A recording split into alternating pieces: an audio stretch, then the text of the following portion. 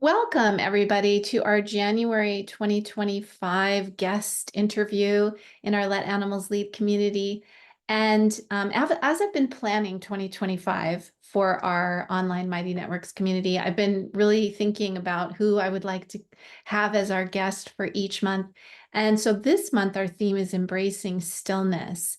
And as I was thinking about the people I know and who I'd love to come speak, Cara Gubbins immediately came to mind. She is an animal communicator I've known for a long time. I've spoken a couple of times at her animal communication summits, and I've heard her speak many, many times about animals and animal communication, and even more than communication, but just really connecting with animals and nature. And her sensibility and perception of the natural world and our place in it and how to deepen that connection. For me, she just immediately came to mind because I know that she uses the power of stillness in every day of her work with animals and also teaches it to her students. And so that she just was immediately like, oh yes, Cara's the perfect person. And luckily she had time to be here with us today. So welcome, Cara. I'm so happy to have you.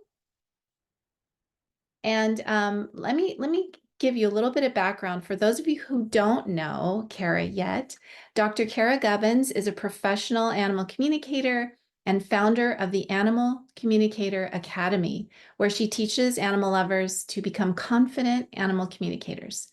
She is the best-selling author of a dozen books, including The Confident Animal Communicator and Animal Chakras. Cara is the founding and current president of IPACA, the International Professional Animal Communicators Association, and she's also the leader of the Animal Wisdom Circle, a small group professional personal growth program that guides animal communicators to learn from a different animal teacher each month. Sound familiar? Because that's what we do too. So much of our work is so aligned in so many ways. I think it's really beautiful and wonderful.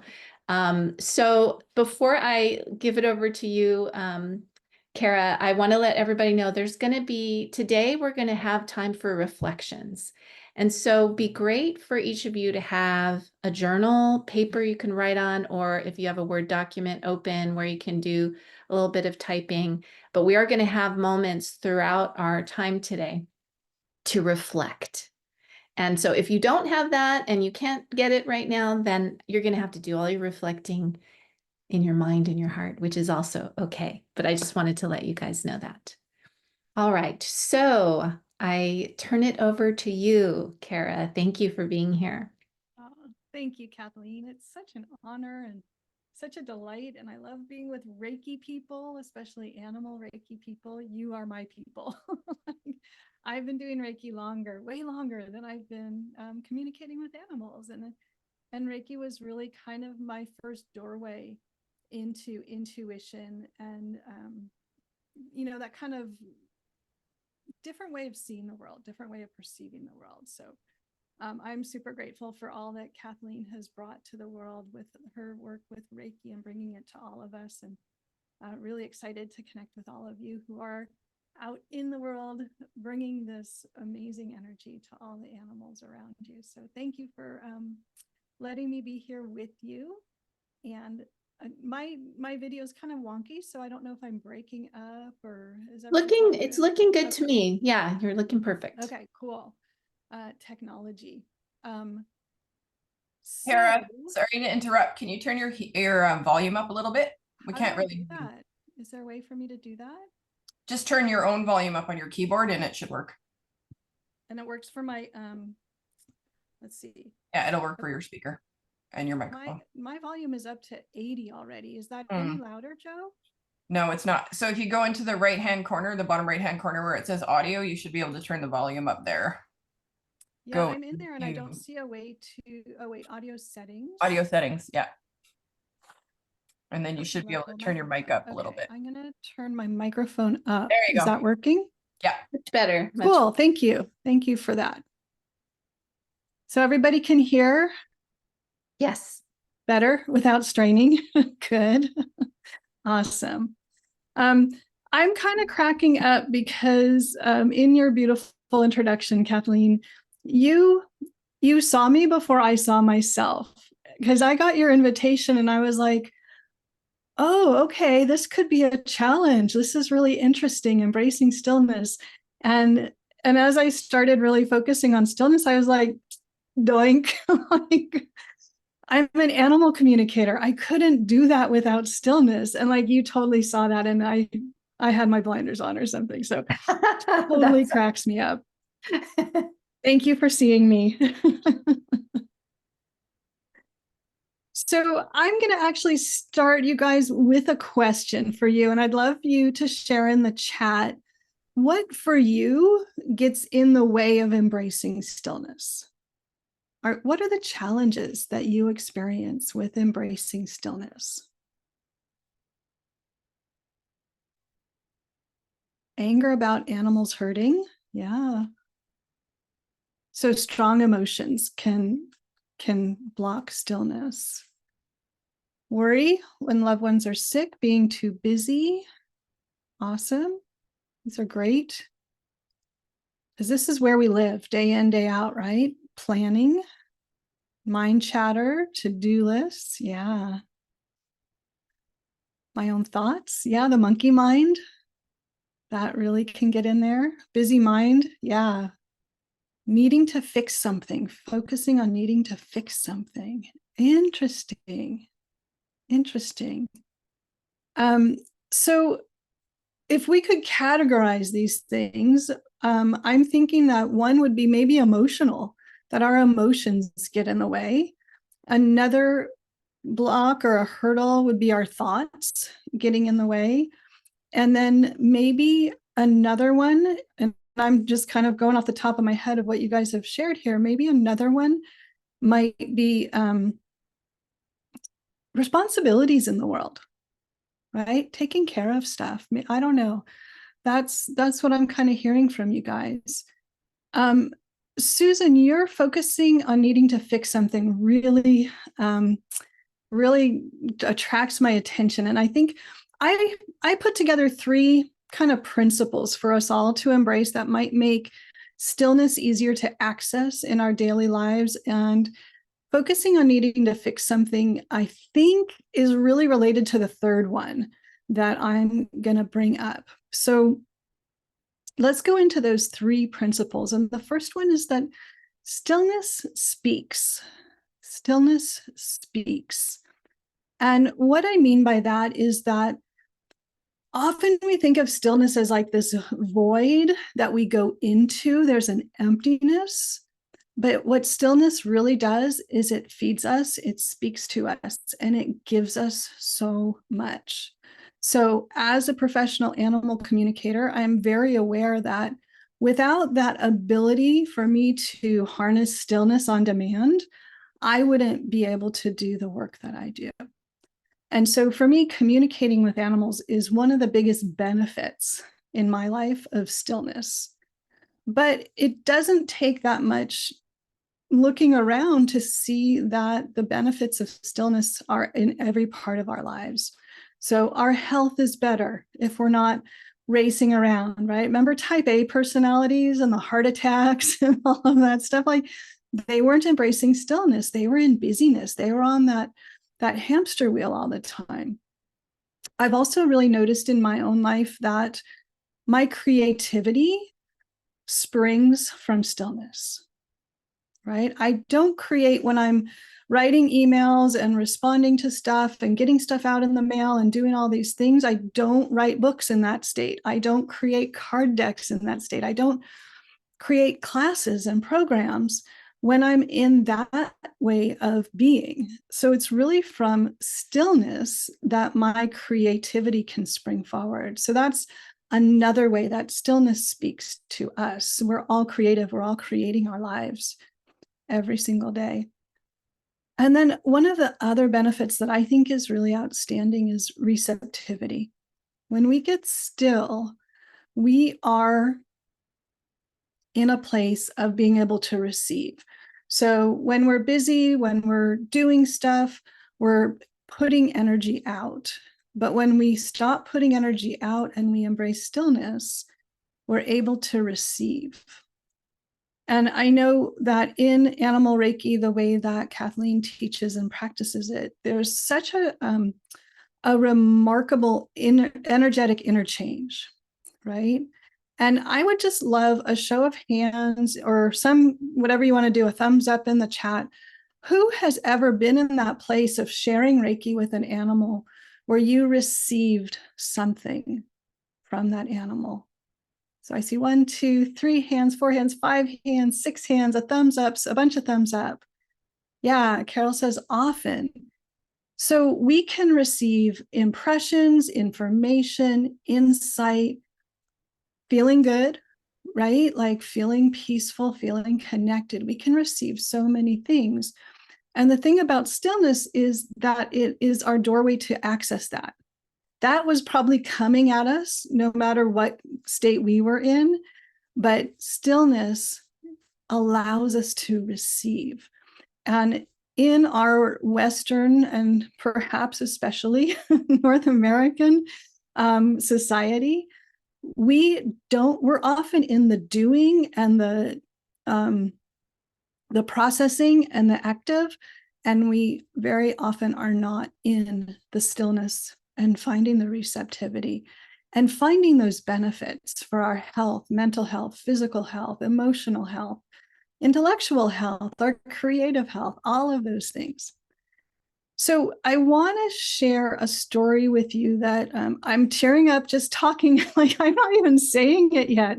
It's so meaningful to me. And it's such, one of the greatest benefits, one of the greatest gifts I've ever received as an animal communicator. Oh man, I did not plan on this or crying at all. I really thought like, oh, I've told this story a million times. I'll be fine. It never occurred to me. So when my dog Aiko was at the end of her life, I had been a professional animal communicator for, gosh, how long has that been now? 4 or 5 years, 3, 4, 5 years, somewhere in there. I was well established as a professional animal communicator, and she was getting older and stiff, and I was taking her to acupuncture and doing as many holistic things as I could to help her be comfortable. And I had not yet really felt like I had gotten really clear communication from her. I could tell that she was receiving what I was sending her, but I hadn't quite gotten it from her and felt that truth inside myself, like, oh, that was definitely her. And so it was in the front doorway of our house, and I was getting her leash, her harness and her leash, and we were going to get in the car and go to the acupuncturist. And she sat and she looked me in the eye and she said, I only have 2 weeks to live. I don't want to go to the acupuncturist. And it was undeniable. I was floored. And I, of course, said, okay, close the door. Boom, we're not going. And she passed away 2 weeks later. And in that moment of honesty and connection, it was the stillness between us. It was that open channel of stillness inside of me that I was able to access, where I could really receive that message. And it was so profound. And I think if I had to choose like a number one moment of animal communication impact on me, that was it. That was really the one. And it also opened the floodgates, because I told my family about that. And then my kids, who were like, I don't know, 6 and 9 at the time, they're like, you talk to Aiko? I want to talk to Aiko. And they knew she was going to pass soon. And they said, well, I want to tell her this before she goes. And so I was able then to relay messages back and forth between my children and my husband and my dog, which, like, I say those words out loud and I'm like, what? Like, that is so amazing. And so it was a really, really profound impact for our family. And it would not have been possible without that stillness inside of me, to find that place for her message to me to land inside of me in a place where I could receive it. So that's why, for me, the first principle in shifting our relationship to stillness is to see all of the things that it brings us, the benefits. When we see how good this is for us and what's possible for us, it makes it a little more enticing to go and lean into it and embrace it a little bit. So here's the first moment of reflection. And it's really just one simple question, which is, when has stillness brought you a benefit in any area of your life? So let's just take a moment to think about that. And if you'd like to share and write in the comments, that would be awesome. We would love it. And never, ever, ever any pressure to share. Nobody's going to be put on the spot if you want to share, or if you just want to consider for yourself, how has stillness benefited me? And maybe there's more than one way.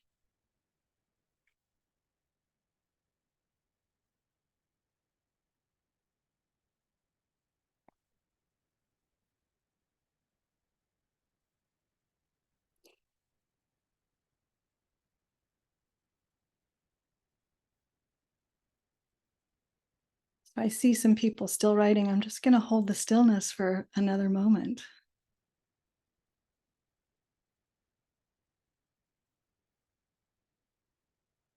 Beautiful, Paula. And too funny, Joe. I love it. So, shifting our relationship to stillness, there's a positive to it, right? Even if it may be challenging to quiet our minds or our emotions or put our to-do list aside, I'm hoping that everybody can see that there's benefits for you individually, right? Like that I can see benefits for me, you can see benefits for you. I think one of the other challenges with embracing stillness is knowing how to get there, right? Like, is there an easy button? So that's principle number 2, and I call it the stillness easy button. How do I get there? And let's make this really practical and really simple. And I want to, before I tell you anything about this, I want to do a funny little exercise with you. I want you to just take a moment to close your eyes and do kind of an inventory of what's going on in your mind and in your body right now. So are there thoughts?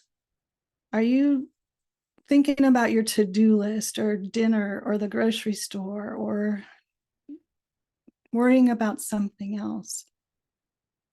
What's going on in your body right now? Are you tense anywhere or tight or sore or aching? Or maybe like sewing machine leg or, anything like that, Just notice what you notice. And now I'm going to ask you to let that inventory go. And I'd like you to bring your awareness to your first chakra at the base of your torso. Just think about that spot. And this is the perineum, which is the little piece of flesh between the genitals and the anus. I was an anatomy teacher. I get to use these words. So from that spot, I want you to imagine a beam of light energy moving straight down from your body through the chair that you're sitting on, through the floor beneath the chair, through the foundation of your building, to the ground beneath it, and then follow that beam of light energy as it moves through all the layers of the planet until it reaches the very center of the earth.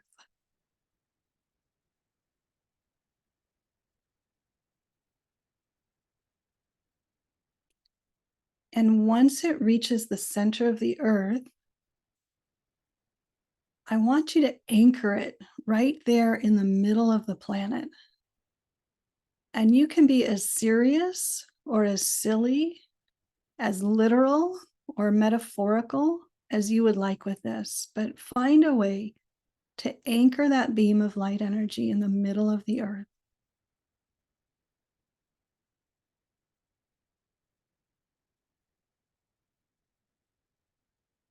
And once you have that done, I want you to do that same inventory of your body. Are you having any thoughts? Do you have any tension? Are you composing a to-do list? Are you thinking about dinner? Worrying about somebody? What's going on in your inner experience right now?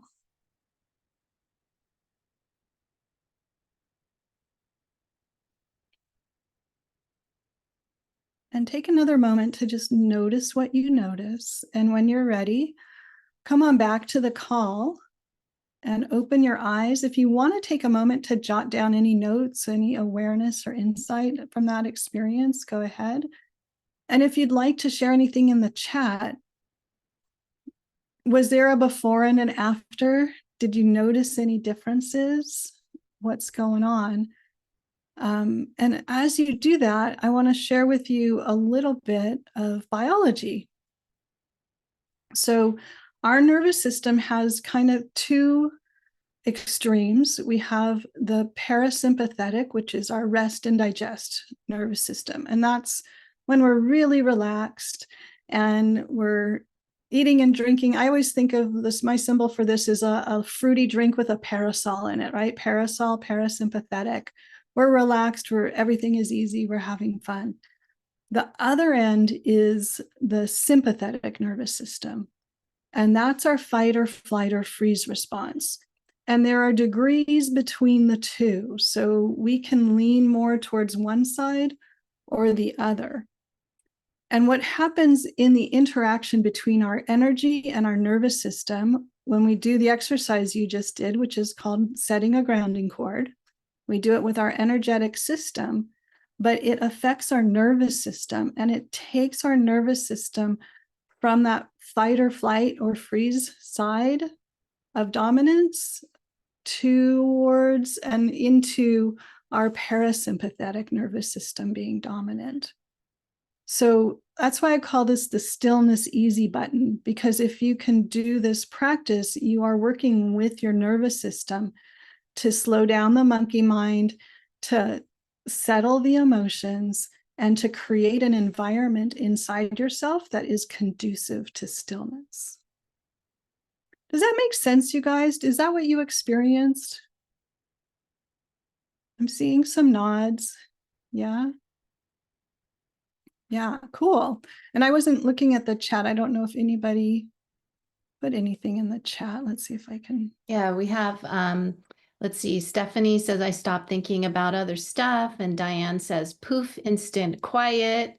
Hi. Trina says I started to feel much calmer and super grounded. My third eye also started pulsating. Susan said yes.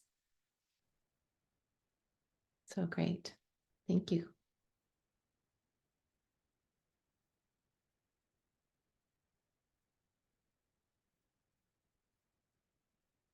Are you still there, Cara? Your video has frozen. Uh-oh.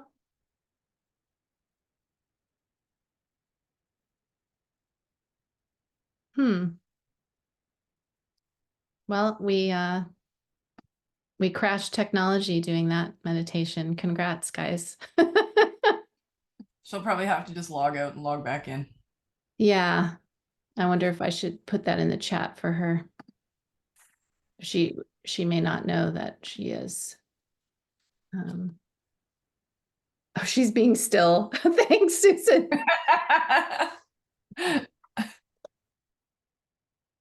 Oh, is she gone? It looks like she disappeared. So yeah, hopefully she will come back. We'll all practice stillness while we get this figured out. Isn't that just how it goes?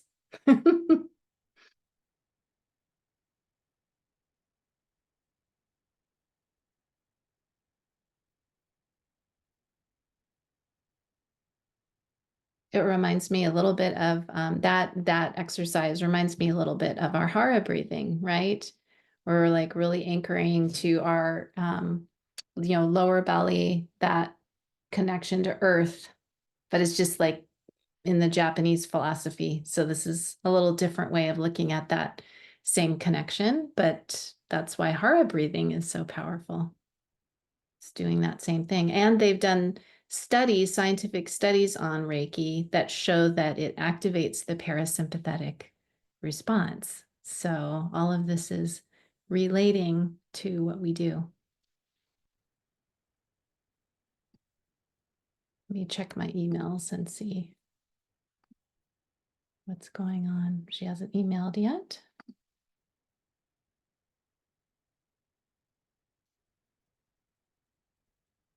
Well, we'll give her a few more minutes. We may have to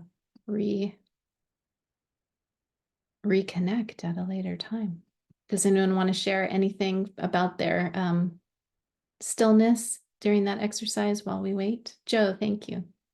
So it's so strange how things become synchronous in your life. So I had a session with my shaman last week, and she was like, I want you to imagine that there's healing crystals embedded in the center of the earth and that we're connecting to them. So every time you're going to like I'm going to do Reiki with an animal, or I'm picking up a cub or whatever, I'm connecting to those crystals. And then Cara said the exact same thing in a different way. And it's funny how all of the different kind of spiritual things have the same kind of base, but they all explain it differently. So it was just kind of funny. I had a little chuckle there when she was explaining it. I'm like, how did this just happen like last week and it's happening again? That's And so I great. today when we were rescuing the cub, I was literally connected to the crystals the whole time and feeling nice and chill and calm. So when I opened the call, I was already connected to them, and I was like, she's telling me to do the exactly same thing that I'm doing. So That's so great. fascinating to me how they all connect together. That reminds me of that Japanese proverb, three things cannot be hidden: the sun, the moon, and the truth. Mm-hmm. So true. Yeah. So true. Anybody else want to share anything about this?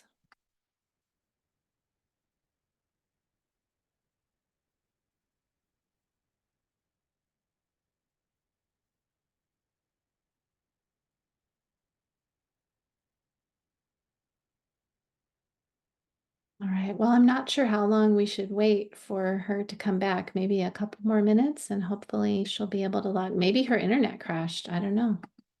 That's what happens when you get with a group of LAL people. Your technology starts to explode.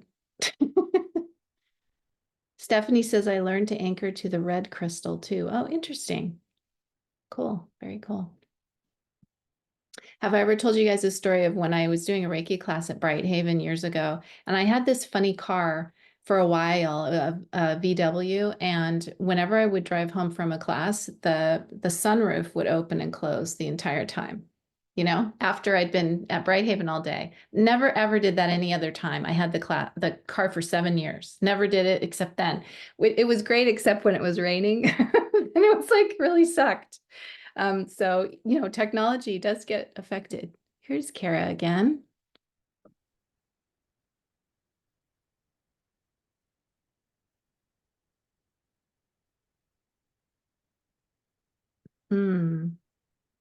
There she is. She's coming on. Oop. There you are, Cara. Hi, sorry, I don't know what happened. Well, we were just talking about what happened. Our group energy exploded the technology. It happens. We were so still. Yeah. Oh, craziness. Well, I hope you guys had a good conversation without me. Yeah, we did. But we're so glad that you're back. So I'm so take it glad. away, my dear. Thank you. Thank you. Thank you. And I was really intrigued. I got to hear only one or two of what was put in the chat. So if you guys don't mind, oh, now my chat is gone because I had to leave and come back.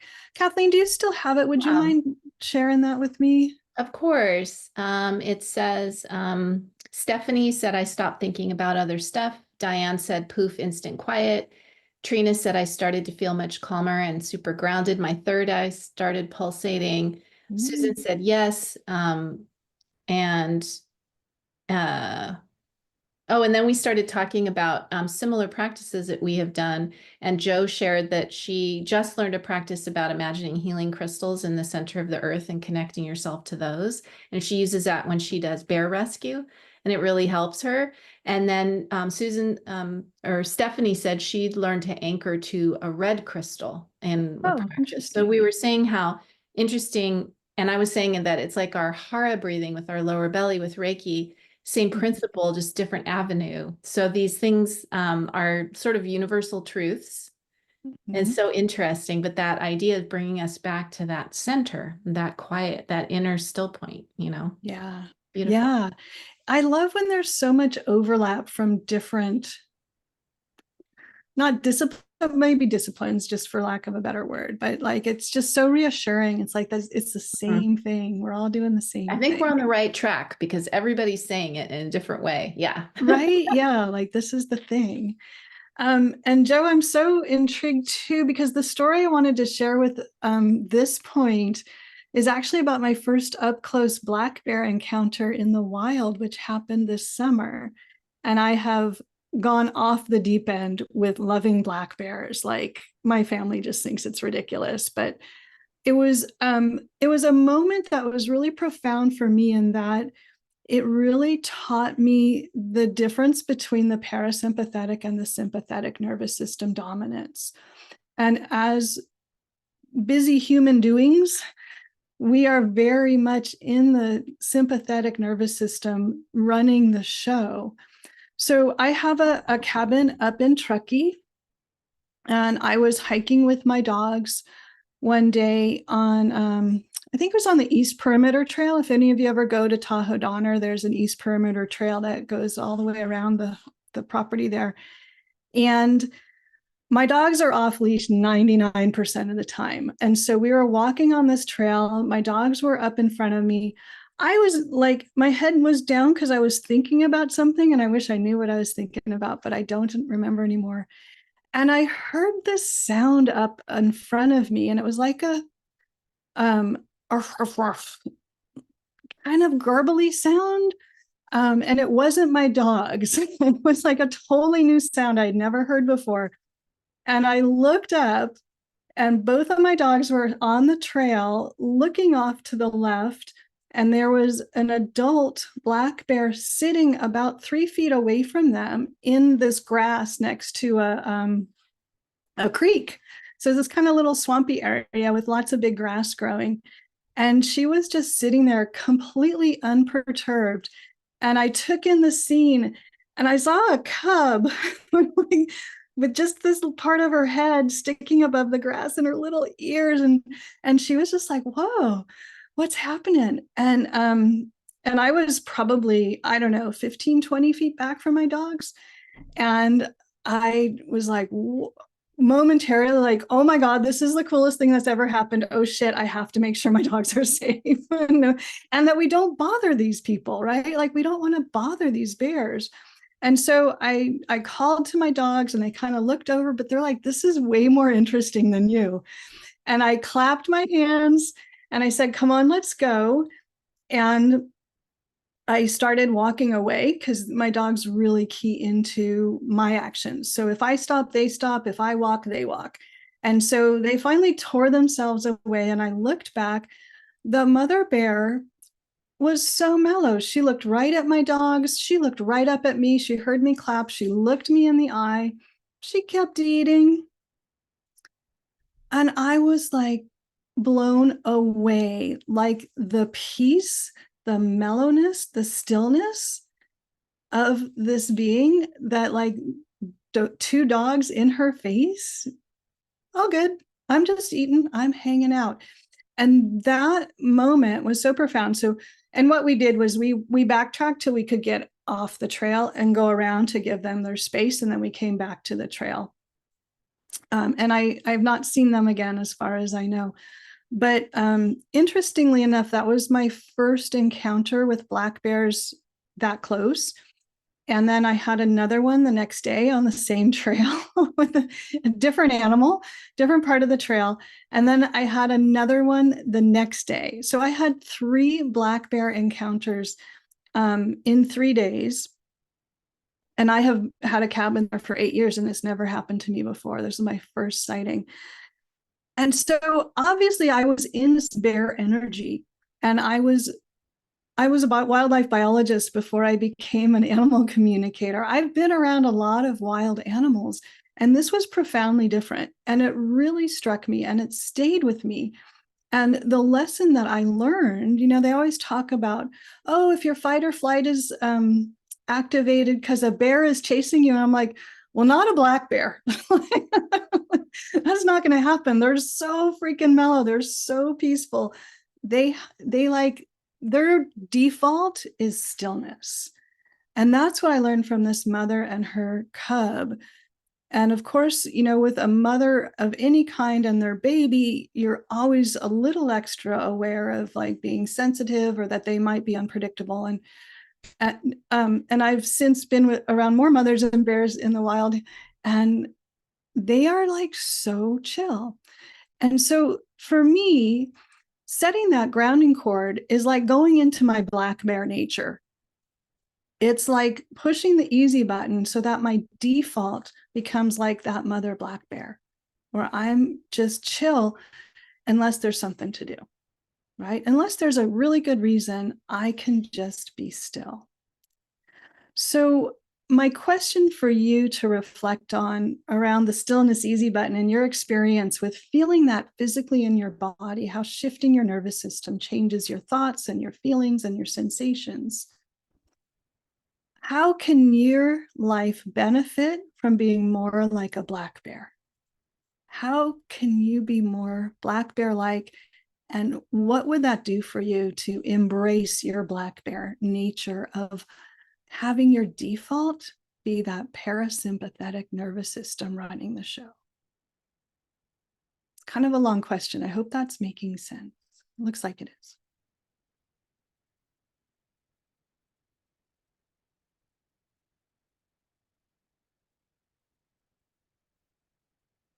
And if you feel like sharing in the chat, that would be lovely. But this is really your time, so find your own reflection.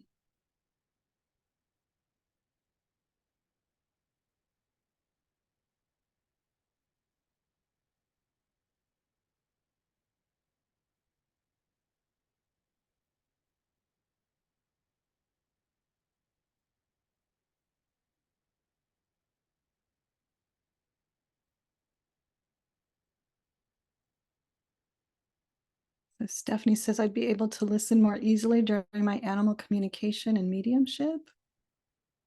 Yeah, Kathleen. And Susan says, what a wonderful space that would be to dwell in. Imagine it as a default. Yeah. What if you could just hit the easy button instead of the alarm clock every day and just go, boom, parasympathetic, and be the black bear. And I've got a 19 and a 22-year-old. So Kathleen, I am relating. And Joe says, bears are my peaceful place. That's why I rescue them. Yeah, Joe, can I come and volunteer with you? Where are you? And Carol says, I'd feel fully alive. Time becomes irrelevant. And Joe, I can travel to Canada. I'm good with that.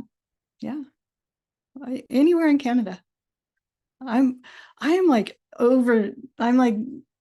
head over heels with these animals. They're so amazing.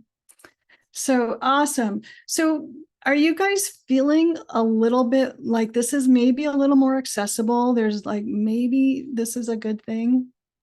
Yeah, I'm so glad you're bringing this up, Cara, because a lot of, what we do in our animal Reiki classes is see how animals teach us these things. Because sometimes it's easier to learn from an animal than from a principal.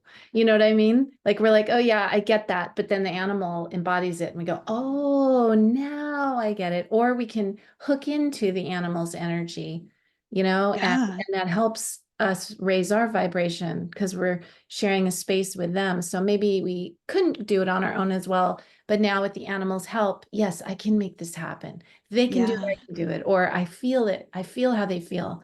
I can Yeah, do it. You know what I mean? So this is like a perfect example. I love it. totally. Oh, good. I'm so glad. I love it when life gives us something worth sharing.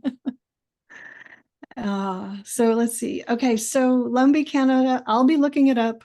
I'll be contacting you, Joe. We'll, next summer when there's bears that need rescuing, I'm your gal.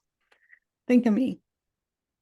So, and Kathleen, what you were just saying really kind of brings me to what I want to incorporate into this third principle, which is I am stillness. And I really think of the way that Kathleen teaches and the way that you all practice animal Reiki is a relationship. It's an energetic relationship. And it's really based on love and respect. And by allowing animals to lead, letting animals be the leader, we are kind of, like you said, Kathleen, like leaning into their energy, leading into their leadership, right? Like they're making it a little easier for us to access those parts inside of us, even as we're having the intention to share this healing energy with them. And I believe that in relationships, each one of us is 100% responsible, not for the whole relationship, but for what we bring to the relationship. So in any interaction between two beings, one is 100% responsible for what they bring, and the other is 100% responsible for what they bring. And in the, I don't know, how do I want to say this? Like, I am stillness is to me a truth, right? Like it's a affirmation, but it's also a truth, and it's also an identity. When I identify myself at my core as stillness, it's a lot easier to access stillness than if I think stillness is a thing that I do, or something I have to get to, or I'm striving to get to. But when I identify myself as stillness, that's just part of who I am, right? And I bring that wherever I go. So there's some really powerful psychological research and principles and data and all that stuff about how changing our identity changes our behavior, which changes our experience. So I love to cite a study. It was in the Journal of Nursing Science, and it was all about people who were in some kind of recovery in some way, like either an addiction to smoking or to alcohol or to drugs or to eating. And the turning point for all of these people was the moment that they changed their identity, and then everything fell into place from that. So I often look at, how am I seeing myself? Who am I being? What's my identity in this situation?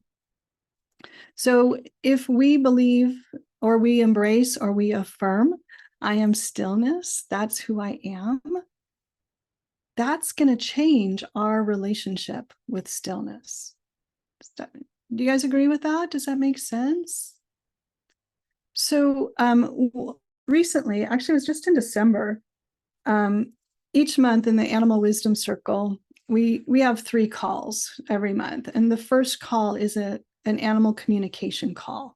And so we have a different animal that we work with every month. And in December, it was the blue whale. And the blue whale was really interesting. I've communicated in person and more energetically with probably over 100 species of animals, insects, snakes, birds, mammals, predators, prey, like all kinds of animals. And I've never had the experience before of an animal who, after every statement, said a phrase again and again and again. And so I was in conversation with the blue whale, and I was asking, like, what's your spiritual gift? What are you here to share with the world? And the blue whale I'm spacing on the answer right now, but basically said, we're the record keepers for the planet and we are one. I was like, oh, that's really nice. And then I asked, what are you here to learn? What's your spiritual lesson?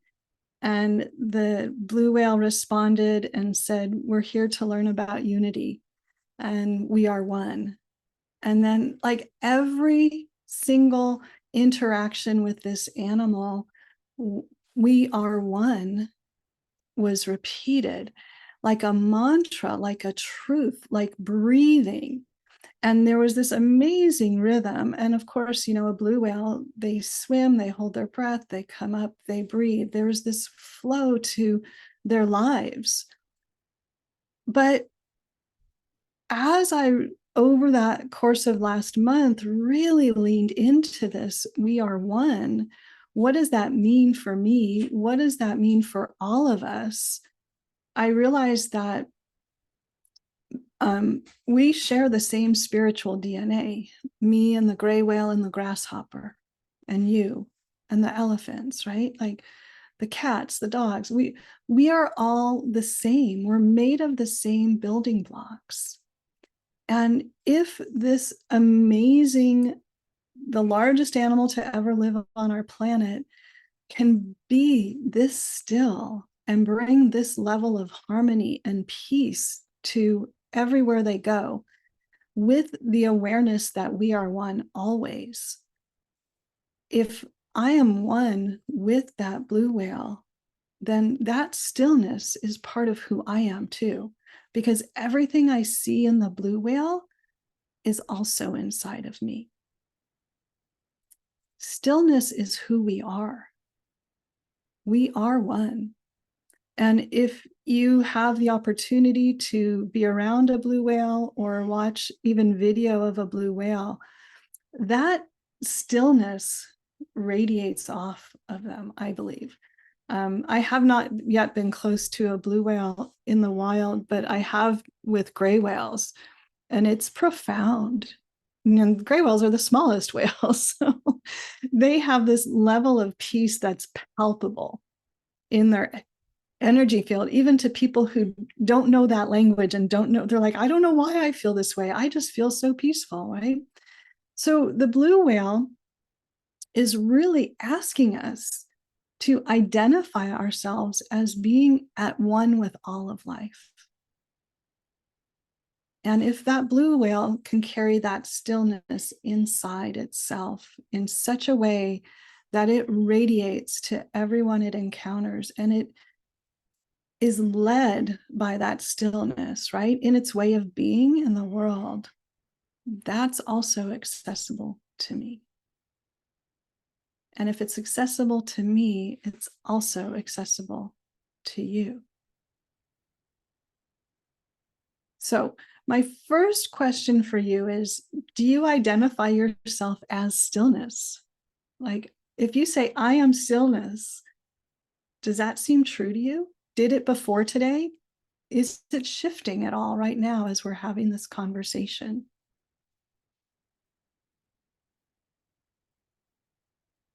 Where are you with I am stillness? Is it something new that you're trying on? And I'd love to hear from you in the chat with this. Is this a new idea to identify with stillness? And is it easy? Is it hard? What's going on? Like, talk to me. I see some typing. Nice. So Stephanie says it feels good when I say it. It creates a shift. Joe says I'm feeling a shift with this thought process. Yes. Yay. I love it. I love it. I love it. So the thoughts that we have, Kathy says it's different being still than being stillness. Yes, that's it, right? I'm going to be still. It's a doing thing, but I am stillness. I'm being stillness. And Kristen says an old idea, though, a new practice. It's a process. Yeah. Yeah. So we're all, just kind of relearning who we are. And so many of us are unlearning all the crap that we've learned over our lives in this process of connecting with animals, connecting with ourselves. Susan says it's like being Reiki. Yeah, we are Reiki, right? Totally. Totally. So I'm going to invite you to just take these 3 principles and make them your own in whatever way resonates with you. So stillness speaks the benefits of all that you receive when you embrace stillness. The stillness easy button, the grounding cord that we did, and the identity, I am stillness. And I'm now seeing so many chats coming in. I'm going to just shift over. Carol says, what a great reminder of who we truly are. And Susan says, stillness is receiving. So true. Thank you. You're welcome. And Emily says she was typing the same thing as Susan. So convergence. I love it. I love it.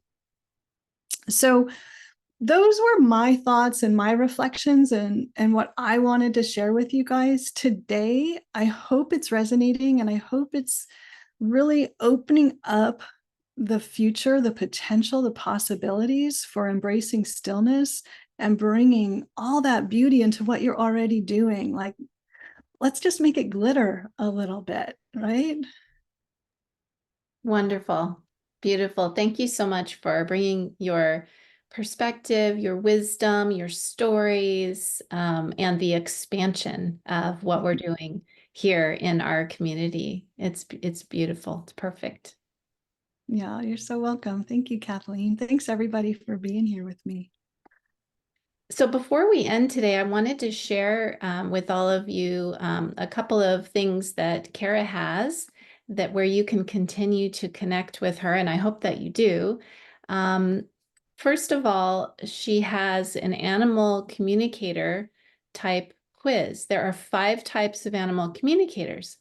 Discover your type and receive a 19-page guidebook explaining the strengths and challenges of your type and outlining ways to strengthen your natural ability. And I'm going to be putting a link to that quiz. I'll put it right now in the chat, but I'm going to be also putting a link with the replay in our group. But here is the link for all of you. And so I hope that, maybe this has piqued your curiosity. And so take a look at that. And secondly, coming up this Friday, there is the Confident Animal Communicator Masterclass. So Cara's going to be providing for everybody the ultimate blueprint for accurate, effective, reliable animal communication that eliminates confusion, overwhelm, and self-doubt. And so those of you who are interested in animal communication, this sounds amazing, and I cannot recommend more highly anything that Cara offers for animal communication. So here is the link to that. So those of you who want to continue the journey and get more connected with Cara and all the wonderful things that she's doing. And it is such a great compliment. As you have heard from her today, it is a perfect complement, totally in alignment with what we're doing here with Animal Reiki. And I will also put the link to this masterclass with the replay in our community. So if you don't have it now, you can get it later. Thank you, Kathleen. You're welcome. Is there anything else before we finish, Cara, that you wanted to share with our community? Gosh, I should have something, a little like, oh, whatever. But I think the last thing I want to share is how wonderful it is to be in the energy of this group and how I really feel you guys and how grateful I am for each one of you being out there, being that energy, being that change, really bringing what this world needs for healing wherever you are in the world. Keep doing it, keep being you, and together we're making a difference, and we want to keep making a difference. So I love Kathleen's leadership in bringing us this principle of like embracing stillness, and it's a jumping off point, it's a springboard, right? So I hope all of us can just embrace it even more, because I think when we do, we connect in with our true selves. And when we're our true selves, we are that pure version of ourselves, right? And we're the honest, true part of who we are. And when we bring that to the world changes around us. Absolutely. Beautiful. Beautiful. Well, thank you all for being here together as a community. And we honor you, Cara, in the world, your work. And thank you for being a friend of the Let Animals Lead community. We hope to see you again very soon. So everyone, blessings as you go out into the world and be stillness. And hope to see all of you very soon. Thank you, Thank you. everybody. Bye, everybody. Thanks. Bye.